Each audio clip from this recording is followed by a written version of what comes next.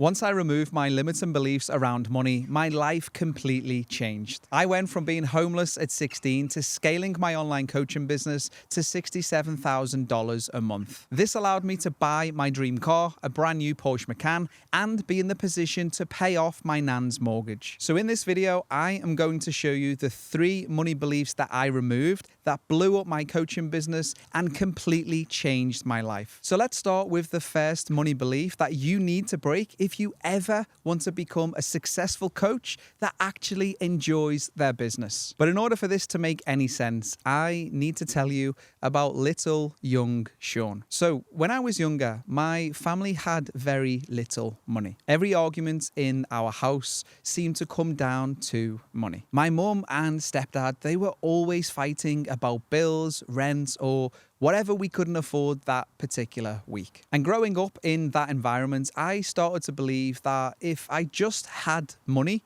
when I was older, then I wouldn't have any problems or arguments.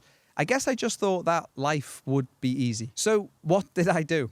Well, I made money my absolute mission.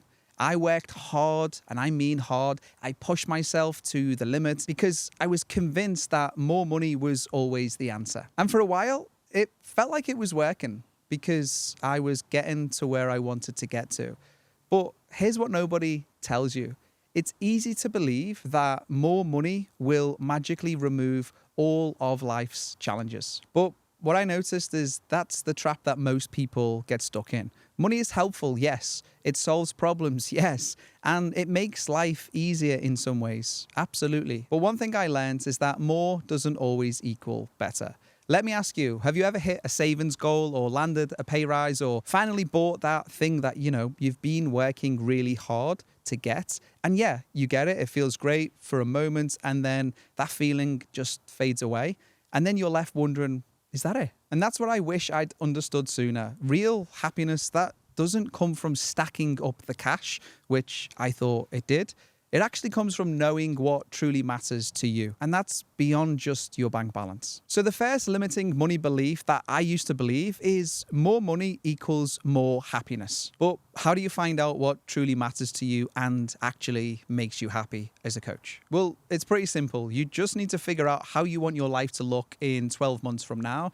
And then you want to start making sure that you're spending your time doing the things that you need to be doing every day, every week, and every month to make sure that you're moving towards that version of yourself that you truly want to be. And funnily enough, it was when I actually focused on getting joy out of my work that my business actually hit $20,000 a month. Well, here's the thing. Once I got to $20,000 a month, there was another money belief that was holding me back from reaching my true potential. And it's a little vulnerable, but hopefully by sharing it with you, it will help. So let me tell you a story. I remember the first time that I was able to help my nan with her bills and treat my family to something that, they'd never really had before. And in that moment, I realized how powerful money can be when it's actually used for good. I've seen successful friends support their families, their churches, their community, all because they weren't afraid to earn more money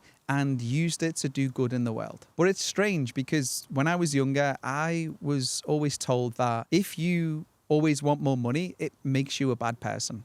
And maybe you can relate. But what I realized is that money itself, it isn't good or bad. It's just a tool. And that's the next limiting belief that holds so many great coaches back. And it's that money is the root of all evil. But it really isn't. Money is just a tool. Like I said, it's not good or bad. It's just a tool. What actually matters is how you use that money. So let me ask you this. I want you to think about one way having a bit more money could help you do something meaningful, whether it's supporting your family, supporting someone you love, giving to a cause that you care about, or paying off that debt that you have. But let's take it one step further, because remember, more money doesn't automatically equal more happiness. So the next time that you experience a negative thought about money that just pops into your head, I want you to just do this. Firstly, I want you to write the belief down, whether it's I don't deserve more, or rich people are greedy, or money causes more problems. I want you to write it down. That's step 1. Step 2, I want you to then ask yourself, where did this belief come from? Was it something that you heard growing up? Was it something you heard from friends, society, a past relationship, a past experience? Because if you can spot even one limiting belief, you're already taking the first step to changing your relationship with money. So we've tackled the idea that wanting money is bad, and hopefully you're starting to see money just as a tool. But after I removed that money belief, I found myself stuck in, well, a kind of different struggle, one that maybe you can relate to as well. So I remember a time when I was literally working all day and then I was delivering takeaways all night. And maybe you've had those seasons, those phases too, where you just say yes to absolutely everything because you're barely making ends meet as it is. And you just think, well, if I just work harder than everyone else, eventually the money will arrive. But here's what actually happened. I was exhausted. You know, when you're so drained that you miss out on time with friends, with family members, and by the time that you finish your day, you get home, you just crash, you sleep, only to wake up and do it all again the next day. Yeah, that was me. And then every month after all that effort, I'd look at my bank balance and I'd think, is that it? After all that work, that's all I'm left with? But here's the worst part. You ever notice how some people don't seem to work as hard as you, and yet they seem to have plenty of money? They're like out there with friends, they've got hobbies, they're living life, they're doing what they want to do. Meanwhile, you're just stuck grinding, asking yourself, what the hell am I missing here? Well, that's exactly where I was. And I started having thoughts like, am I missing something? Is there something wrong with me? Or is there something else going on that I just can't seem to see? But instead of stopping to figure it out, I just kept grinding and grinding. And maybe you've done the same thing. You're just sat there thinking, it's just a matter of time until it pays off. But here's what really happened. The harder I pushed, the more stuck that I felt. And the best way I can describe it is it was like running on a treadmill. Like no matter how fast or how much effort I was putting in, I just wasn't getting anywhere. And it wasn't until much later, after a lot of frustration and a few honest conversations with people who were actually much more successful than me, that, yeah, the penny kind of dropped. I finally realized what was actually going on. You see, I'd been carrying around this invisible belief, and you might have it too. It's sneaky because at the time it kind of feels so normal and so true that you don't even think about questioning it. For me, it was a belief that I'd picked up as a kid, and this was because everyone around me, you know, always struggled to make ends meet. So without realizing it, I internalized this belief that making money has to be hard, because now I believe making money is easy. And if that frustrates you a bit or makes you feel angry or uncomfortable, then great. Because what I want to do is I actually want to give you a 5-step system that will help you to change any money belief that is holding you back from reaching your true potential. So this is called the Paradigm Shift Protocol. It's a simple 5-step system to shift your beliefs around money. So step 1 is, firstly, you need to spot the belief. So you need to write down the limiting belief in a single sentence, such as making money is hard.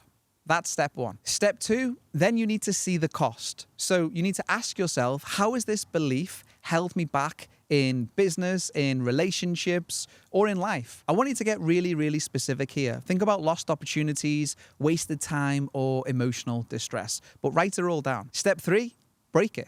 You simply want to look for cracks in the belief. And you can do this by asking, where has this belief not been true? So what you want to do here is you want to ask yourself, what real evidence proves that it isn't always right? And again, here, I want you to write down as many pieces of evidence that disproves this belief. The more evidence that you can find, the better. So for example, maybe you signed a client after one short conversation that wasn't hard. Maybe you got a referral. Maybe, I don't know, you got a tax rebate back, or you got a lot of money for your birthday. But whatever it is, I just want you to write it all down. Step 4, this is where you're going to replace it.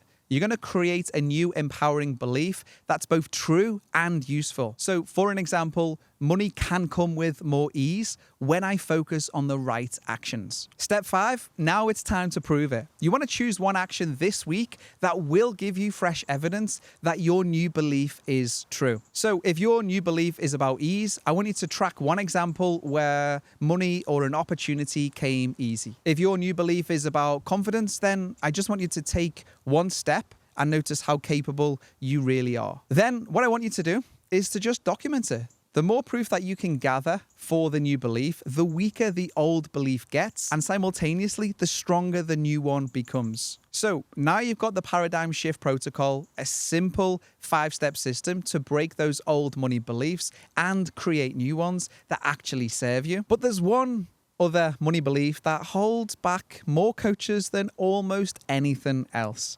And it's the fear of charging more. But what if I told you that charging more doesn't just help your bank balance, it actually gives you an unfair advantage. So in this next video here, I'll show you exactly why raising your prices can help you attract better clients, even if you're just starting out.